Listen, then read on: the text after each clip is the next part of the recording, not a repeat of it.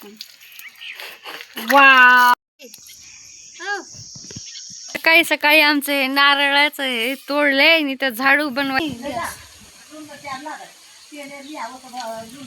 तर इथं खूप जास्त ऊन आहे, तर त्यामुळे या माझ्याकडे पाहत आहेत म्हणून मला हसायला येते. इथं ना खूप जास्त ऊन आहे, पण पहा इकडं ही नॅचरली एसी आहे आमची.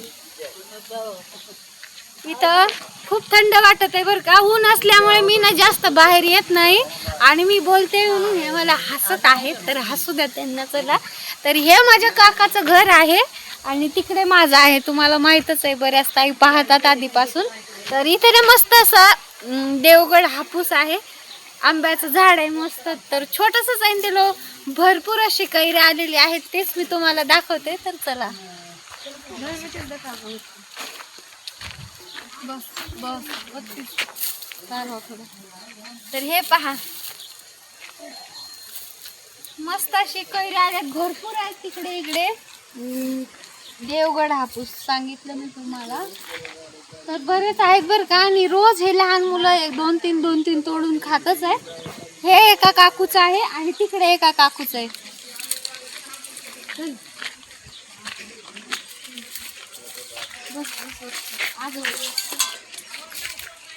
ह्याला पण पहा, हे भरपूर अशी कैरी आले आहेत आणि झाड खूप छोटं आहे हे, आणि पिकल्यावर तर खूप जास्त गोड लागतात. पण आता मी आहे तोपर्यंत पिकतात की नाही काय माहित. पिकले ना तर मी नक्कीच तुमच्यासोबत शेअर करेल. तर ह्या सावलीमध्ये हे पहा, हे पिल्लू आहे, इथं ही शेली आहे पिल्लू. आणि तो कोणता आहे? हापूस. तो केसर बोललास ना? हा, वर हापूस पोरलो केसर. केसर आहे तो, त्याला नाही आले. आले आले. हे लिंबूचं झाड आहे.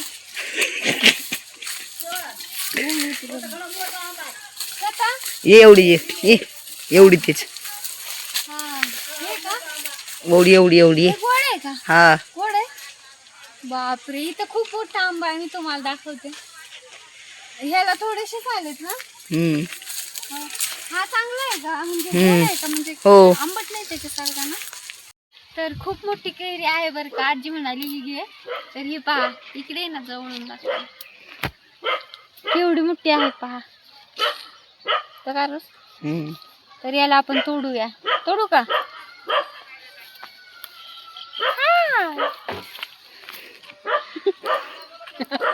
तिकडे माझे काका ओरडत आहेत मला. ते पहा, ते पहा.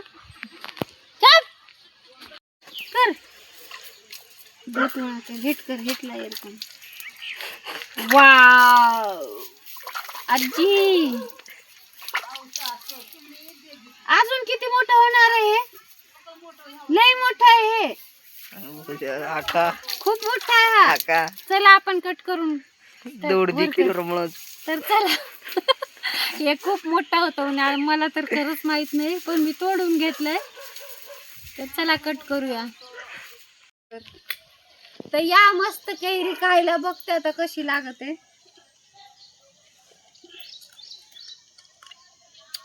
आजी हीच मस्त आहे, गोड आहे ही, मस्त काकडी सारखी लागत आहे. चांगलं लागतं. आणि एवढा दिवस तसले आंबट द्यायलीस का? माझ्या डुडूला चारा. माझी डुडू तर खूप खाणार आहे.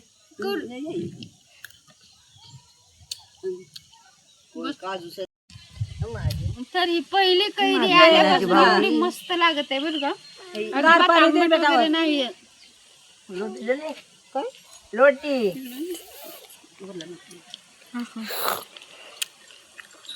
बस.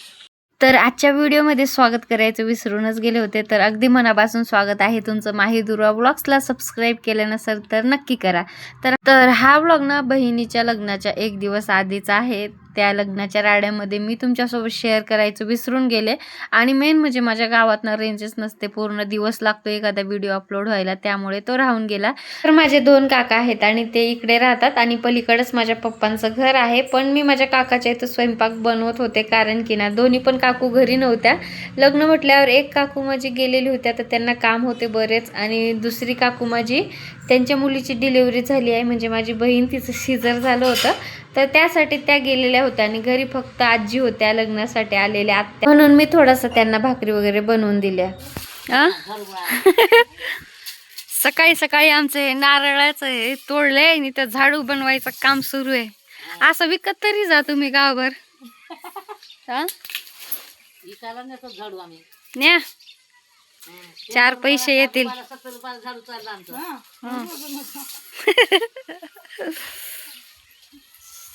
तर बहिणीचं लग्न होतं म्हटल्यावर तेव्हा आम्ही गेलो होतो पार्लरला आणि तेव्हाचाच व्हिडिओ तुमच्यासोबत शेअर करत आहे. सकाळी सकाळी गावातलं वातावरण तर खरंच खूप छान असतं, पण उन्हामुळे दुपारी एवढं गरम होतं ना, म्हणजे अजिबात आपल्याला इथं राहावंसंच वाटत नाही. म्हणजे चेहऱ्याला असे एकदम चटकेच बसतात बरं का.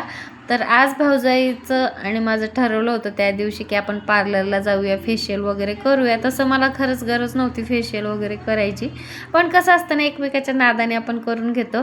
तर झालं आणि येताना आम्हाला घ्यायला कोणीसुद्धा नाही आलं. ह्या बसचे दचके खात गेलो होतो आणि शाळेची आठवण आली बरं का. शाळेत जाताना आम्ही असंच जायचो बसनं आणि आमच्या इकडे ना यात्रा असते पूर्ण 1-1.5 महिनाभर. तर लहानपणी आम्ही खूप आवडीनं जायचो, म्हणजे रडून रडून जायचो यात्रेला. ते पोहोचलो तर तोपर्यंत आली होती मस्त लाईट आणि कूलर वगैरे लावून आम्ही छान असा मस्त आराम केला, कारण की उन्हात बाहेर जायची तरी इच्छा होत नाही. कसा वाटला तुम्हाला गावाकडचा व्हिडिओ कमेंटमध्ये सांगा. आवडल्यास लाईक सबस्क्राईब करा. बाय.